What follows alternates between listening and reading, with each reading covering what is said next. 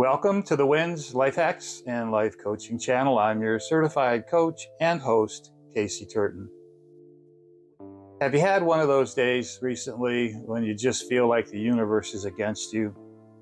Or you're dealing with some problems that might seem bigger than yourself? That's why today, in this video, we're going to take a look at the art of self-compassion.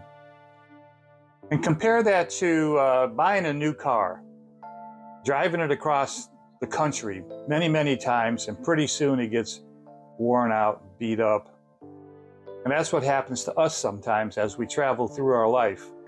There are just days when we feel worn out and beat up.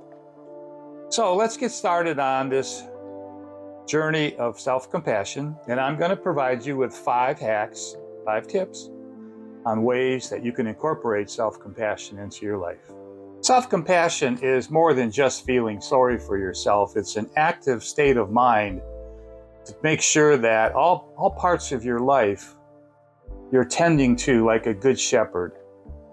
So the first step when we're having issues is to deal with our self-critic. This is that voice inside of our mind that tells us we're to blame, or we're not strong enough, or we have some problems that make it difficult for us to find resolution. Now, that self-critic is a voice that you can begin to deal with through different techniques that we'll talk about, such as meditation and mindfulness, journaling.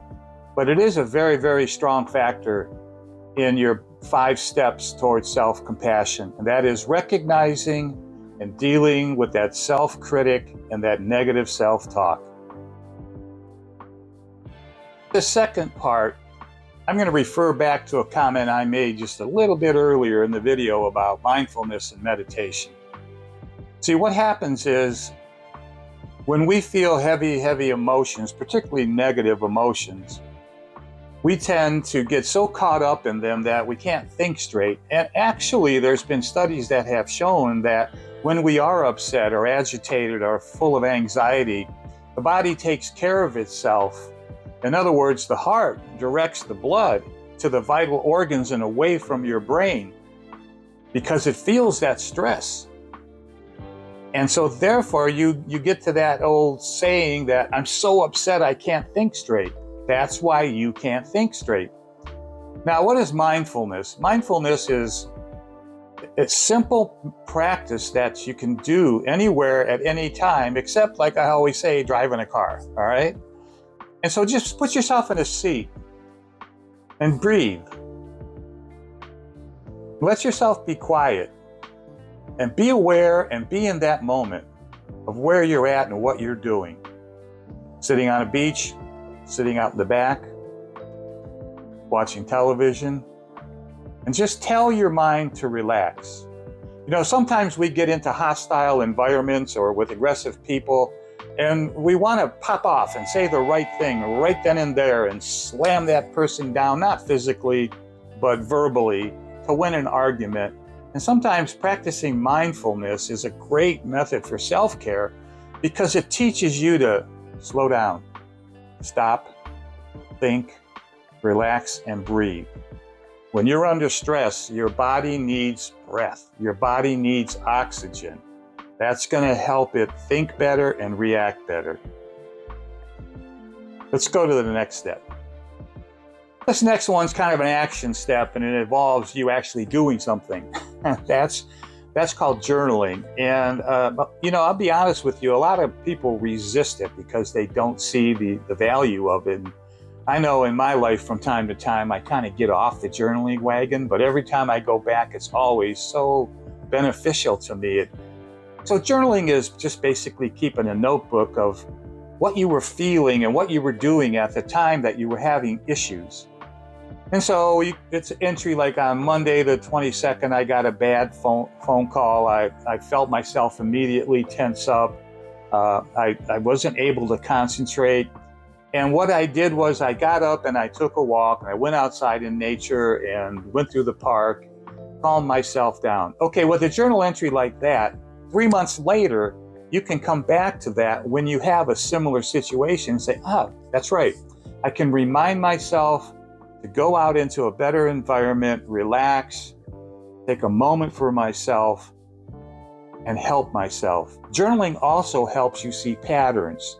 Many times when I journal, I can step back as a neutral party and look at myself and say, look at those trends. I wasn't even aware that I was doing that every time I saw that person or whatever the situation is. So that was journaling. Try it sometimes. Little notepad, back pocket, ink pen. I'm sure we all have them. Jot it down. Put it away in a drawer. Come back next day. Do the same. Over time, it's going to be very interesting. You're writing kind of the story of your life in your journal. In this step, we want to talk about reframing our inner dialogue. Now, we already talked about how to deal with that inner critic. Now, let's do something called reframing. Let's switch things up a little bit. So you're having an issue, a problem, or something's, interfering with your ability to enjoy your life. So let's imagine that your best friend came up to you with that same problem.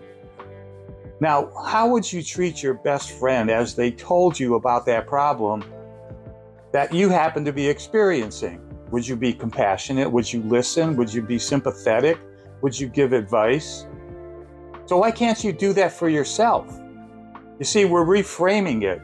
In other words, instead of pointing all that negative energy into ourselves, criticizing ourselves and feeling bad, we're stepping into self-compassion because we're going to treat ourselves like we are our own best friend, which we are. Try that approach sometime when you're getting all riled up or concerned about something.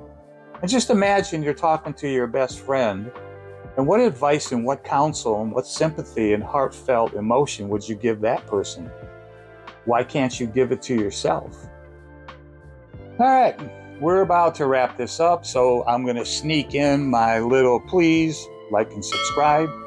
I really appreciate my subscribers and my viewers of the great content that I try to come up with on the WINS Life Hacks and Life Coaching channel. So enough of that. Let's go into the fifth one of this series anyway, that you can do to practice self-compassion, and that is to seek support. There's a comedian by the name of Bill Burr, and you may or may not like him, but he's pretty controversial, but he does say something that I always resonate with, and that's men are taught to push everything down, push it down, push it down. Don't feel those emotions, be a man. Or a woman in an office, she takes things from people that are unpleasant and she tries to push those down. That doesn't work for anybody. It doesn't work for me. And if you think about it, it probably doesn't work for you. So what's the answer? The answer is to seek support. Find a friend that you can sit and talk with and share your issues. Find a support group, a therapist, a psychiatrist, a life coach like myself, your parents, whomever you feel comfortable with, but get it out. When you can hear yourself speak about an issue, you hear what it sounds like, you hear what it feels like, and you become encouraged that there's somebody else on this planet that cares about you. So seek support. Never be too proud. That is an important part of self-compassion. So to wrap this up, self-compassion is not about cataloging your faults, blaming yourself for everything, feeling bad, feeling low self-esteem. It's about seeking support. It's about taking care of yourself.